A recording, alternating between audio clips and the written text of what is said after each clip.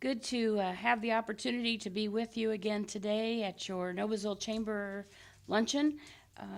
I'm actually recording today from the last day of the Hamilton County 4-H Fair, where I've been out here working all week.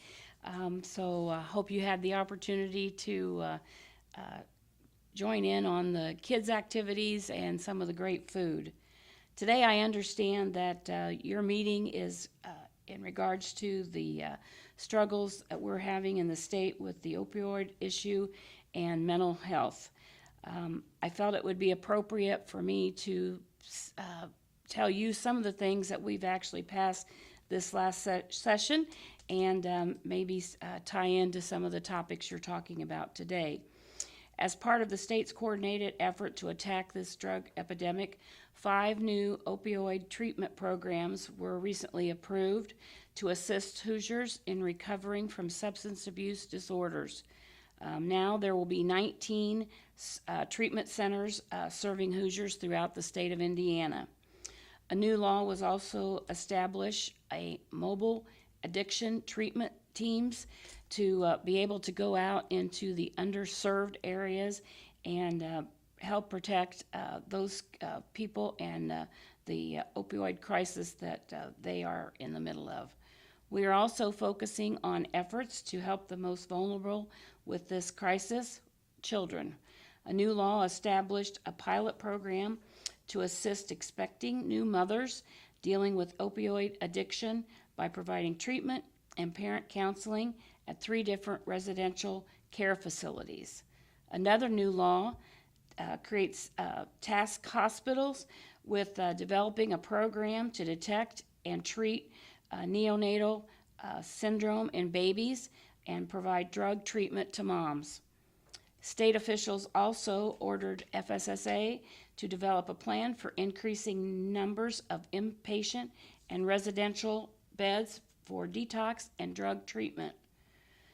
To prevent the spread of deadly diseases, including HIV and hepatitis C, lawmakers erased the requirements for starting needle exchange programs in communities facing this epidemic.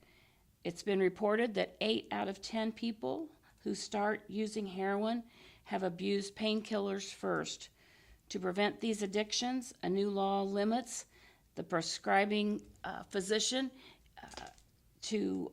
for first-time users and most children to just a 7-day dose of prescriptions.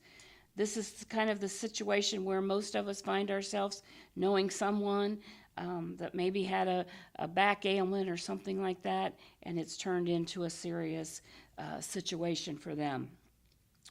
With mental health issues, the experts agree there is a connection between mental illness and the use of addictive drugs. So the state must address this issue. I think the governor and both the House and the Senate have been very outgoing on this issue in terms of we need to do something and we need to do it now.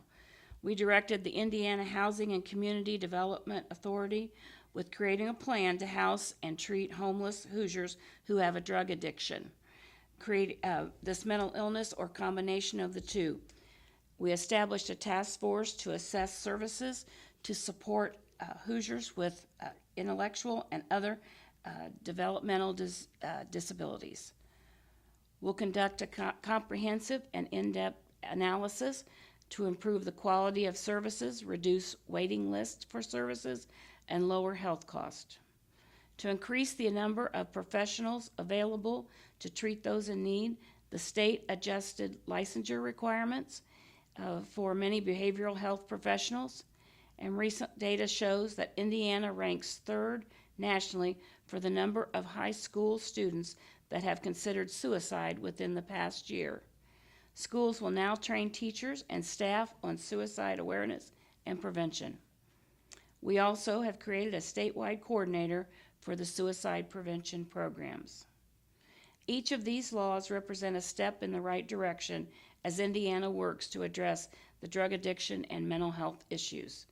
More remains to be done, but state officials understand the severity of this drug addiction programs facing Indiana and the connection to mental health issues.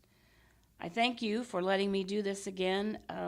it gives me an opportunity to share some of the issues that are before us, and maybe like today, tie in with the discussions that you are going to have. And it's a great opportunity to be able to share these information with you.